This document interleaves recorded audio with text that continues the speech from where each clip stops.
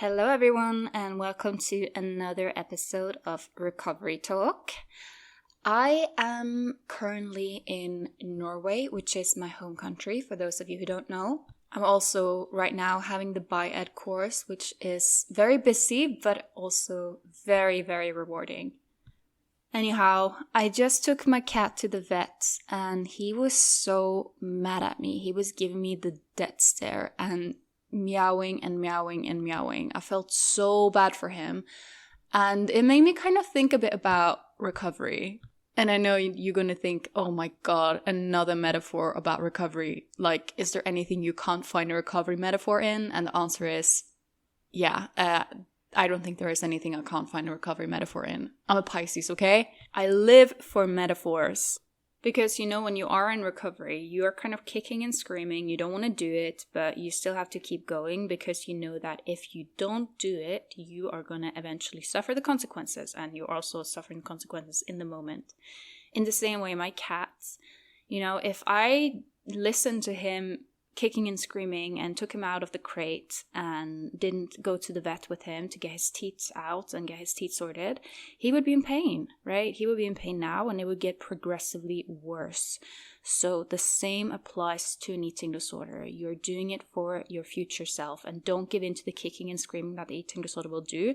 Think that you're doing it for your future self, and the compassionate choice is to keep going. Just like the compassionate choice, even though I felt bad, was to ignore my cat meowing and wanting to get out of the crate and actually just take him to the vet. Anyways, guys, let's get on with today's topic. So today I'm going to talk about bulimia. And I'm also going to talk a bit about what I think that mainstream treatment approach towards bulimia gets wrong. And why this is, at best, it is just ineffective. And at worst, it can actually be harmful. And of course, this is not applied to all treatment centers and all treatment professionals. There are some amazing people treating bulimia and having very good results. But I do see that the recovery rate for bulimia seems to be quite low and the relapse rate seems to be quite high. So one thing that I want to start with mentioning is that when I talk in this podcast about eating disorders, that of course includes bulimia already, right? I think there is a little bit of a thing within the recovery community where you think that everything is just about anorexia and restrictive anorexia, but that is just not the case, at least not with my podcast. Everything I talk about here also applies to bulimia.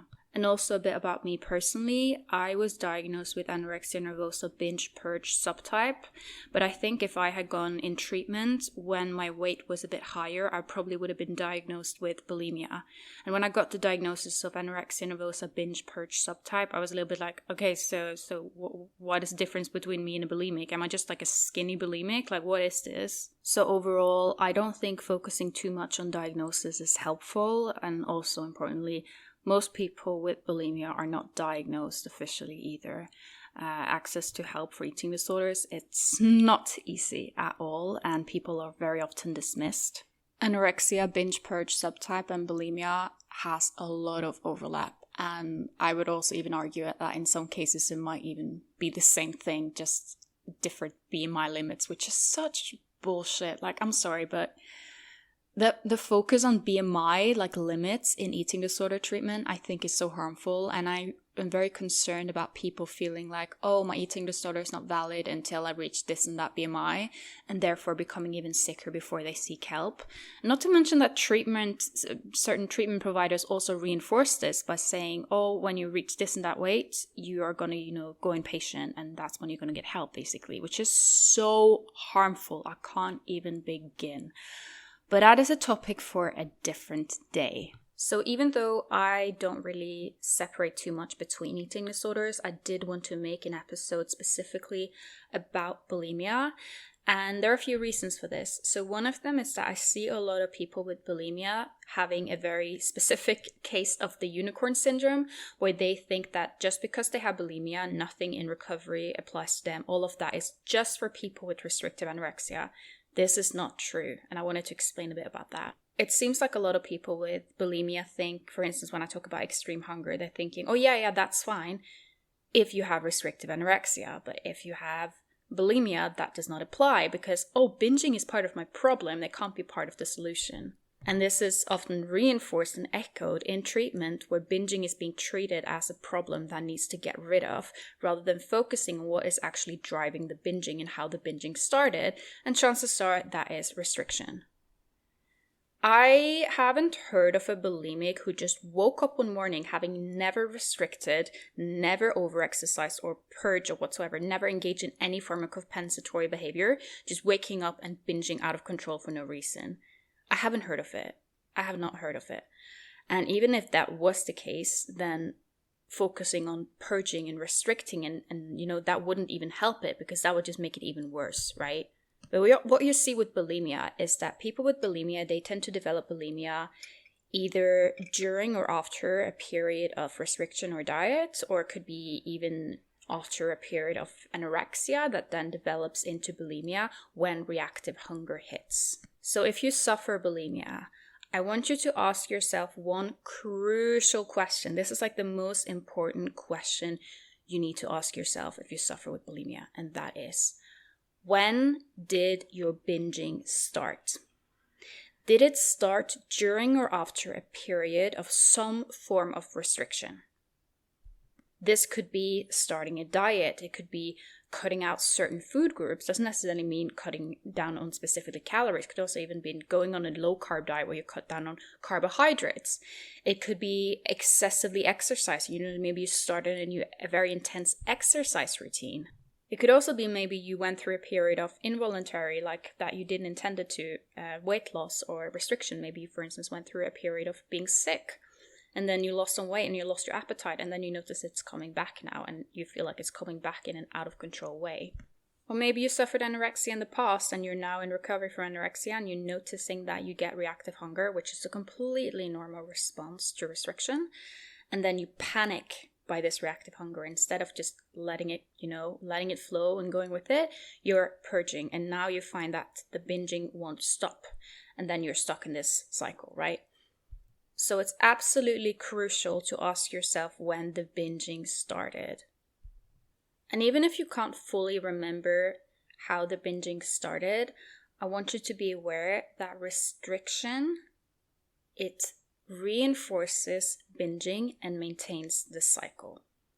This is not something I'm making up. This is not some kind of conspiracy theory. This is just a plain scientific fact.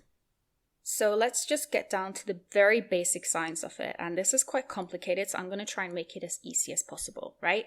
When someone is restricting their intake and/or losing weight below their set point weight range, there are certain adaptations happening in the body. We have, for instance, the hormone leptin, which is the hormone that it controls our appetite and also weight regulation. This hormone goes out of whack. And then we also have the hormone ghrelin, which controls our hunger and fullness. This also goes out of whack. So here you are with some of the basic hunger and fullness hormones going completely out of whack. And then additionally, you have your basal metabolic rate. So the basal metabolic rate is the amount of energy you are burning from simply just laying down. Basically, if you were in coma, that's the amount of calories you would burn in 24 hours. That's your basal metabolic rate. This one goes down when you are restricting and/or under your set point weight range. And this is something that increases in recovery, sometimes quite significantly, if you are going, proper recovery and actually eating quite a sufficient intake, not if you're doing the bare minimum recovery, which is a different story. So basically, here you have this combination. You have your ghrelin and leptin levels out of whack. You have your basal metabolic rate, which is lower. And when your basal metabolic rate is lower, that also means that you burn less calories, right? In very plain English, your metabolism lowers. And then you have other lethal forces going on here. Not lethal forces, but extremely triggering things that make you feel like you need to restrict. And that is also what happens when you're restricting, is that your gastric emptying, basically the time it takes for your stomach, digestion, everything to go through and move along, that happens slower. So food lays in your stomach for longer. And this especially goes if you are in a binge purge cycle where you're trying to get rid of the foods, right? It messes up the stomach, it messes up the digestion. And then you have the purging behaviors causing certain disturbances in, electrolytes and water balance, which can mean that this is very dangerous, by the way. This is very dangerous. I'm just saying, this is not something to just brush off. This is dangerous, can make your heart stop. This is not good. But yeah, so basically there are disturbances in the fluid levels, which can make you retain quite a lot of water. So again, in plain, quick English, what is going on here is that your metabolism is lowered. You will tend to have food in your stomach for longer, which can make you feel quite bloated and also might show up on the scale as extra weight, but it actually is just food in your stomach system. You also have electrolyte balances, which can make you retain water, which also shows up as weight on the scale.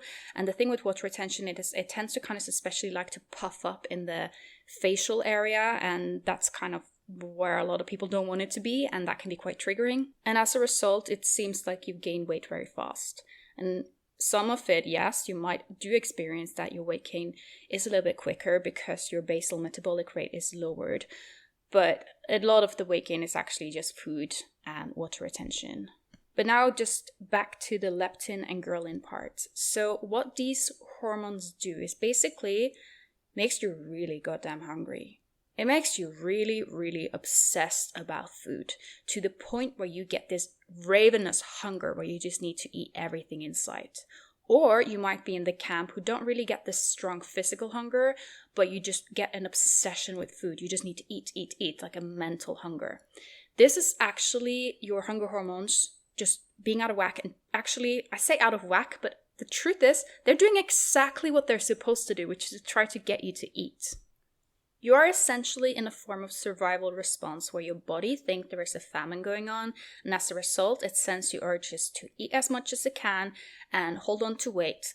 And as a result, you're freaking out and fueling your own eating disorder because you're thinking, well, my metabolism is clearly broken, so I do need to engage in these compensatory behaviors or I'll lose control and gain weight until infinity and beyond, right?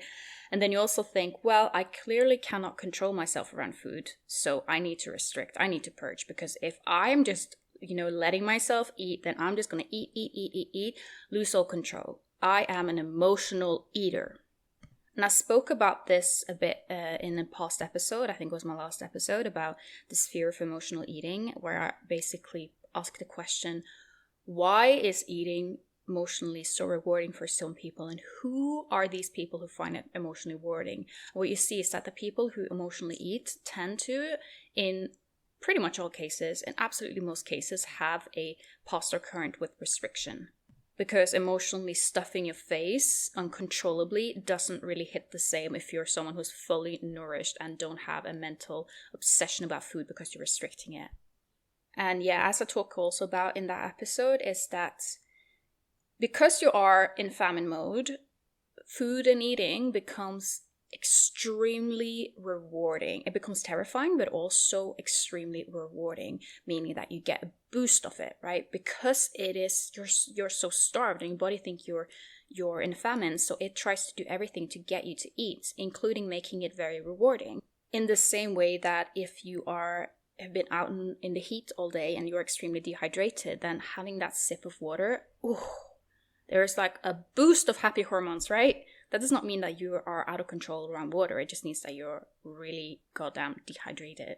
So this is why a lot of people with bulimia thinks that they are eating their feelings, because it feels so emotionally intense, and because they might also, if they have, a bad day, they know that, okay, eating these amounts gives me, happy boost, a boost of happy hormones, but they don't tend to question, why does it give me these happy hormones? Because if it was universal, then why isn't everyone just absolutely stuffing their face when they are having a bad day? And when I'm talking about this, I'm not talking about, having a pint of ice cream when you had a breakup or these type of things. That is completely normal emotional eating. I don't think that should be demonized. I'm talking about absolutely stuffing your face to the point where you feel like you're going to explode and it's physically uncomfortable. That is not something you see people just do. You don't, because why would they do it? It's not rewarding to them. So you need to question, why is it so rewarding to stuff yourself to the absolute brim, to the point where you feel like you're gonna burst, the point where you can actually feel the stomach climbing back up in your throat because you're so full? that is not something you see perfectly healthy, well-nourished people do. And psychology is an interesting field, but I do think at times psychology, it is a little bit too, what can I say, Freudian, right? Like everything is being explained as suppressed childhood hurt and your relationship with your parents, and like there's all kinds of like psychotherapeutic theories around bulimia, and I'm sorry, but I just don't really find them to make sense. Like, and I think when you are suffering bulimia, you are looking for answers, right? So if you go to psychotherapy and you find out, oh, maybe you are eating because you feel empty inside. A lot of people feel empty inside, and if you have bulimia, that might make you feel quite depressed, right? Bulimia and depression are very connected, and then you might think, oh yeah, that makes sense. I feel empty inside, I'm depressed, bulimia, blah, blah, blah, I'm eating my feelings. Oh my God, I need to stop, right? So it can provide answers, but you need to ask yourself, are these answers actually in root with reality and logic? Do perfectly healthy, well-nourished people suddenly and on a regular basis absolutely stuff themselves to sickness because they're secretly resenting their mother? No, they don't. No, they don't. But if you are someone with bulimia who is secretly resenting your mother, and you're thinking about it, and you're having a bad day, and you know that binge purge session is something that makes you, gives you boost of happy hormones because you are programmed to be rewarded for eating because your body thinks you're in famine, then yes. So psychology isn't completely wrong when they say that bulimics, if they have a bad day, they might engage in behaviors. That's completely fine. That's true. But it is about what is the driving force, and also how do you solve the problem. As an eating disorder recovery coach, the most common thing I'm told by clients, especially when I do like consultation or first appointments, is I went to psychotherapy and all the focus was on, my childhood, my relationship with my parents, and very little focus was on the fact that I'm just goddamn hungry and I need to eat. And then they go into coaching with me, and then I give them, permission to eat, which sounds so ridiculous, but that's very often what people in eating disorder treatment, they seek that permission to eat. And then they go to therapy and they don't really get it. They don't get that permission. Instead, they get in task about solving some issues that very often is at best difficult and at worst impossible to solve. And then they feel like they can't recover until they have solved every single thing that they went through as a child. And that is keeping people stuck. And it's keeping psychotherapists well paid and busy, but I just don't really think that you can treat eating disorders and ignore basic biological factors at play. Because when I talk about things like ghrelin, leptin, BMR, slow gastric emptying, water retention, all of these things, this is not just me pulling things out of thin air. This is very, very, very basic biology, like on a very basic level. And it does alarm me a little bit that people are working with eating disorders without having any kind of training in the biology behind them. Because yes, eating disorders, they're mental illnesses. They're also in many ways physical in terms of all of the effects and driving causes behind them. And you can't just treat the mental, you also need to treat the physical. And very often by also treating the physical, a lot of the mental gets treated. So yeah, I just explained the vicious cycle of bulimia and how what is going on also, even though it is your body's attempt to keep you alive, it tends to actually end up doing the opposite in terms that it reinforces the eating disorder and make you think, oh, well, this shows that recovery is not for me. I'm an emotional eater. My metabolism is permanently broken, and it kind of reinforces the eating disorder. And it can be difficult when you seek out treatment and you get told almost things that confirm this. So you are essentially going to treatment and you're being told you're eating your feelings and all of these things. And that kind of makes you think, oh shit, I need to avoid food. Food is something bad. Food is something I need to control myself around, right? But the most successful bulimia recoveries I've seen have been when people are completely letting go of any form of mental and physical restriction, and instead of treating the binging as the problem, they start treating restriction as the problem. And I know some of you might say, oh yeah, but if I do that, I'm just going to binge. Yes, for some time you will. That's how recovery is, You're going to go through the reactive hunger. You're going to have times where you're going to stuff yourself and you're going to have such a strong urge to purge. But the key is, don't do it. Because if you are purging or starving yourself the next day or going for a long run, then you're only reinforcing the binging, because your body is getting the messages that, yeah, there is still a famine going on. I need to send out these signals. Your body's not getting the energy to restore and raise your metabolism, normalize your ghrelin and leptin levels, all of these things. It doesn't have energy to fix your digestive system and get things to go a bit quicker. It doesn't have energy to heal you mentally or physically. So very controversially, but also very effectively, when I see people with bulimia, I tell them, you need to eat more and you need to eat unrestricted. And yes, you may go through a period of binging, but that is not going to harm you, because the binging is temporary. And as your body is getting enough energy to realize there is no famine going on, then it will stop sending out the binge signals. But if you're constantly compensating and denying yourself certain foods and going for massive runs or throwing up or using laxative, all of these behaviors, then your body's not going to trust you again. You need to tell and show your body that there is a sufficient and regular supply of energy so that it can heal and restore itself. No amount of mindful eating or meditation or yoga or whatsoever is going to stop your binging if your binging is driven by undernourishment. You need to eat. I want to talk quickly about the Minnesota starvation study. And I know this is something that I talk about quite a lot, but I think it is so crucial. So, quick summary: a group of perfectly healthy men with no past or current of eating disorders were taking part in an experiment where they were to be starved. And the reason why they did it was just to check what is the best way to refeed undernourished people. So they were fed 1,500 calories, and their only form of exercise was walking on a treadmill. So that in itself is quite, when you think about it, that is like a normal amount for a dieter. Like, I even hear people with eating disorders who think 1,500 calories is a lot of food, right? So I just wanted you to put that in perspective. So when they started refeeding the men, the majority of the men experienced binging and extreme, uncontrollable hunger. They were stuffing themselves thousands and thousands and thousands of calories. But here is the thing.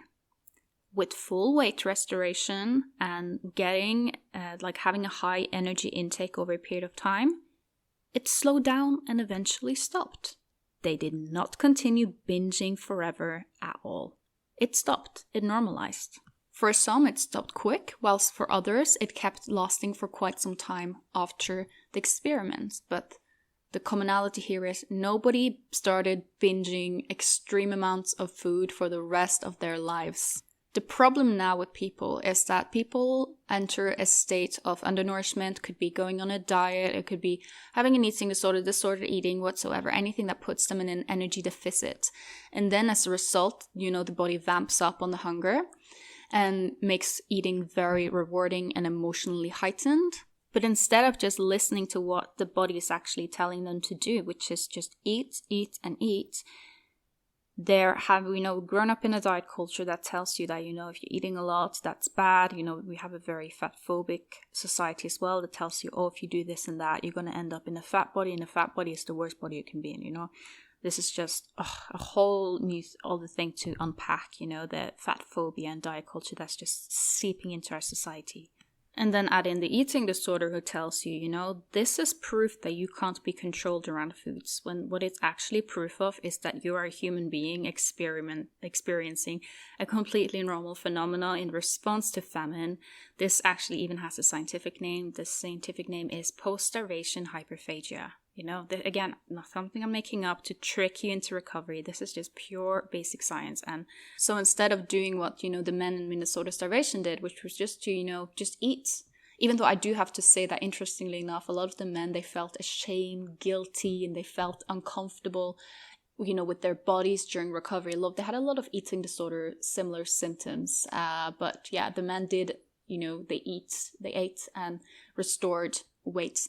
So instead of, someone with bulimia, instead of just going through this process of this reactive hunger, what happens is that, the eating disorder kicks in, and then they freak out and, start restricting, start compensating. And as a result, the binge just doesn't go away. It stays permanently because the body realizes, think there is like an ongoing famine. And people spend their entire lives stuck like this, and it is no way to live. I don't think people realize how dangerous bulimia is, how dangerous purging is. You can die. Like, you can die. Your heart can just boop, stop. It is not something to take lightly. And I know a lot of people with bulimia don't necessarily look sick, but that does not mean that they aren't, because there is absolute chaos going on inside the body and brain. So if you are someone struggling with bulimia, focus on getting rid of the restriction. Focus on eating regular meals throughout the day. Don't end up in the trap where some people are, only eating at night, and then they save up calories for night, and then they don't eat breakfast the next day because they want to save it up for night. Don't end up in that trap. It's not going to do well. Eat regular meals throughout the day. And if you binge, that's fine. Just don't compensate after. Just go straight back to eating again after, eating your normally planned meals, or not necessarily, maybe you don't even have a meal plan, but go back to, the next day, eat breakfast, right? Don't compensate. Don't go for a run. Don't purge. Don't take laxative, which also is a really ineffective way to get rid of calories, just FYI. Same goes with purging. If you're engaging in compensatory behaviors, you are reinforcing and maintaining the cycle, and therefore also leads to more binging. So the best way sometimes to get rid of binges is actually to binge, which sounds so counterproductive, but it is true. No, you are not losing control. No, you're not making yourself used to eating 10, 15,000 calories a day and will continue doing that forever. No. And it is a shame, if you have a therapist who's kind of echoing these things, I want you to kind of just give them a basic biology science. You can maybe show them some articles I've written, or just show them some scientific papers. And you can say, hey, I've discovered that there's actually a bit of a thing that when you're going through a period of starvation, undernourishment, there is a sense of reactive hunger coming, and this is temporary and is restored. And no, it disappears with weight restoration to your healthy set point weight, and also with full refeeding. You can show them that, because I don't think they're saying these things about, oh, you're eating your feelings, you're empty and dead inside. I don't think they're saying it because they're bad people. I think that is a very common thing to believe, because of the way psychology sees eating disorder in a very Freudian psychotherapy-like lens, where everything is explained by past traumas and there's very little focus on biology. But the truth is, psychology and biology, they can't really be separated. They go hand in hand. There is so much more I could have said about this topic, and I probably will, because, I do quite enjoy talking about the binge restrict, binge purge, binge over-exercise cycle. It's a topic of special interest for me. But, there is a time limit, so I kind of have to end it here. But there will be maybe a part 2, or just another episode about, breaking the binge restrict, binge purge cycle. But I hope what I said for now was helpful, and, maybe someone had some light bulb moments. I really hope so. For me personally, realizing that the binges weren't really the problem, but the problem was the restriction, and therefore focusing on getting rid of the restriction was an absolute game changer. And I think that if I hadn't done that, I wouldn't have been recovered. I wouldn't. And I might have mentioned this before, but I had a friend of mine who suffered bulimia for years, very, very severe bulimia. And she recovered by, focusing on getting rid of the restriction rather than focusing on getting rid of the binging. And she's told me that, she had a bad day and she tried to binge, and she said it just doesn't hit the same, She was almost a bit like, oh, why doesn't it hit? Because it used to hit because she was so undernourished, but now it just didn't give her that high anymore. And that is the thing with bulimia recovery. And that is also, I think, why some people are a little bit, sad about letting go, because they realize, oh, my drug is not going to give me the same high anymore. But just like with actual drugs, bulimia is dangerous. It is mentally and physically breaking you down and killing you.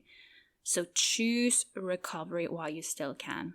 And now to today's listener question. So today's question, and I'm paraphrasing a little bit, is how do you trust that you're not a unicorn? Especially when you are in recovery and you're gaining fast and all of these things are happening that makes you think, well, I'm the unicorn. How do you keep going, and how do you trust that you're not a unicorn? So I have already written an article called You're Not a Unicorn, where I basically explain what's going on and offer some reassurance for those people who are in recovery thinking they are unicorns. That article is available at letsrecover.co.uk. But I want to add something, and that is that you don't necessarily have to get rid of that feeling, because chances are that feeling is going to be there. And I think sometimes trying to fight that feeling of, that unicorn feeling might be counterproductive, and it makes you feel like you're failing at something. It's okay to just go through a recovery and feel like you're a unicorn, but you just need to keep acting, because only time will really prove to you that you're not the unicorn. In early recovery, it is completely normal to gain fast on little calories. And the key is to keep increasing. And when you're increasing your intake, actually, very paradoxically, you're also slowing down your weight gain because your metabolism is going up.